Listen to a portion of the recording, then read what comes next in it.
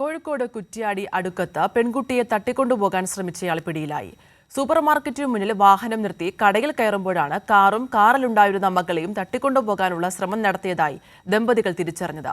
ബഹളം വെച്ചതിനെ തുടർന്ന് നാട്ടുകാരെത്തി കാർ കണ്ടെത്തുകയും പ്രതിയെ പോലീസിൽ ഏൽപ്പിക്കുകയും ചെയ്തു. കുറ്റ്യാടി അടുക്കത്താണ് പെൺകുട്ടിയെ തട്ടിക്കൊണ്ടുപോകാൻ ശ്രമം നടന്നത്.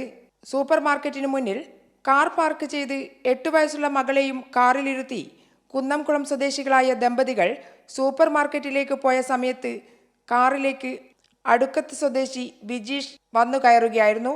കുട്ടിയുള്ള കാർ സ്റ്റാർട്ട് ചെയ്ത് മുള്ളൻകുന്ന് ഭാഗത്തേക്ക് ഓടിച്ചുപോയി.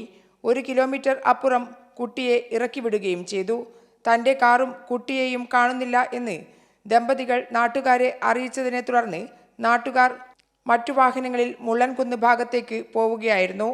ആദ്യം റോഡരികിൽ നിൽക്കുകയായിരുന്ന കുട്ടിയെ കണ്ടെത്തി.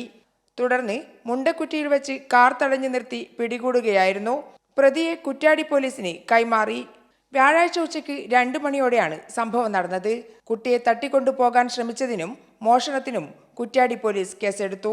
കൈരളി ന്യൂസ്, കോഴിക്കോട്.